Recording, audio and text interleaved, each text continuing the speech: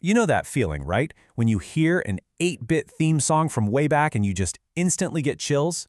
Well, today, we're going to dive deep into the fascinating psychology behind why we love retro games. And believe me, it's about way more than just nostalgia. I mean, we live in this age of absolutely mind-blowing, realistic graphics. So why are we still so drawn to simple pixels and those classic bleeps and bloops? It's a great question, and the answer, well, it goes so much deeper than you'd probably think. We're about to unpack some seriously powerful psychological forces at play here. So let's get right to it. Why do we love these old games so much?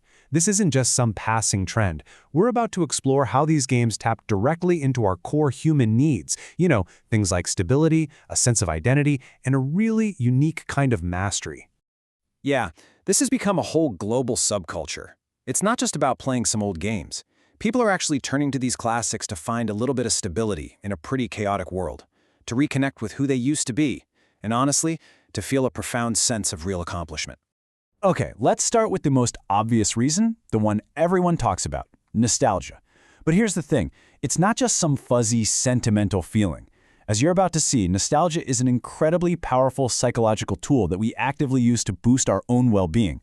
Think about it like this. The chiptune music, the specific feel of that old controller in your hands, the blocky pixel art, those aren't just memories. They are powerful sensory triggers that act like a digital time machine, literally zapping us back in time so we can relive the emotions of our youth. And get this, there's a fascinating scientific reason for this whole phenomenon. It's called the reminiscence bump. Our brains are basically hardwired to create our most vivid, long-lasting memories during our teens and early 20s. So, if you grew up playing Super Mario or Sonic, those games are deeply, deeply woven into the fabric of your personal story. They're part of who you were becoming. So nostalgia's kind of like a psychological Swiss Army knife. It serves 4 key functions. First up, you've got self-continuity. That's what connects the you from back then to the you right now, giving you a solid life story. Then there's social connection, which brings back all those great memories of playing with friends and family.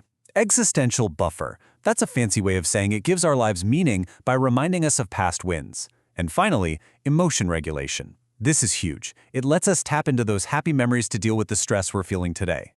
All right, let's switch gears a bit, from memory over to perception. Because what if the simple graphics of these old games weren't a limitation at all?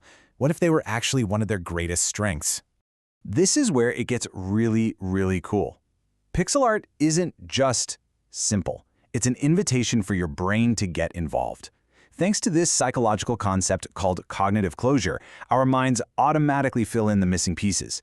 That little clump of pixels becomes a heroic knight because your imagination makes it one. And that creates a connection that's way more personal.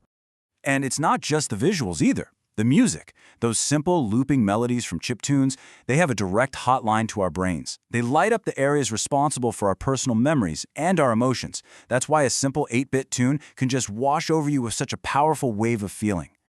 So we've covered memory and art, but what about the gameplay itself? In a world full of super complex modern games, what is it about these dead simple rule sets that's still so compelling?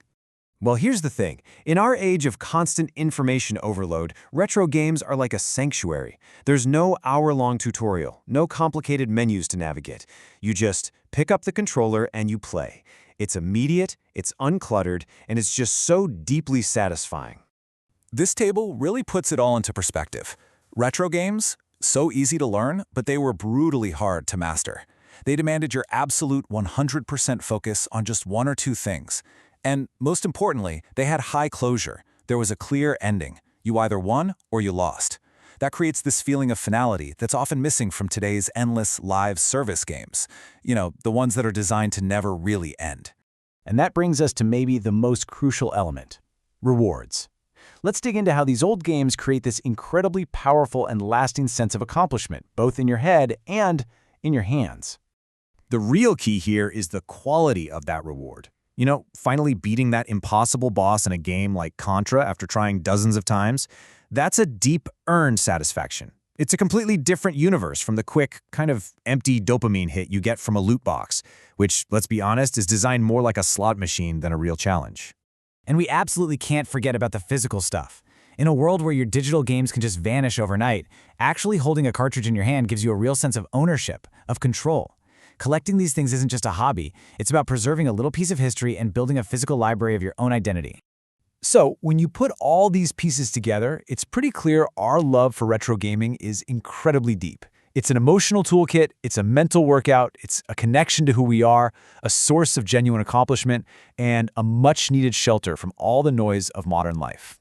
And that really just leaves us with one final thought. For a lot of people, the predictable challenge of an 8-bit world is their anchor. So in our world that is constantly changing and shifting under our feet, what's yours? What gives you that vital sense of stability and control?